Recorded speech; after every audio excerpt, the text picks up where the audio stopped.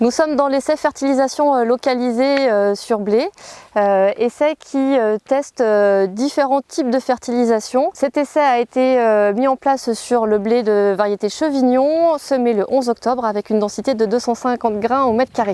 Donc cet essai a pour objectif d'évaluer comment mieux valoriser les apports de phosphore avec la fertilisation localisée. Les différentes modalités sont comparées à des témoins qui sont mis en place là sur ce côté-là de l'essai, avec un témoin non fertilisé, la mise en place de TSP apporté en plein à l'automne, le TSP apporté en localisé à l'automne avec une dose diminuée de 30%, donc 100 kg au lieu de 150, et un apport de TSP au printemps. L'essai met aussi en œuvre différents types de fertilisation avec des produits qui sont formulés différemment, comme des microgranulés et des produits comme le sonar qui associe aussi des bactéries à la formulation du fertilisant. Les résultats depuis plusieurs années montrent que la fertilisation localisée à l'automne permet d'avoir un gain en moyenne de 5 quintaux bruts par rapport aux témoins non fertilisés. Il y a un produit qui attire particulièrement notre attention depuis 2 ans, c'est le produit qui est codé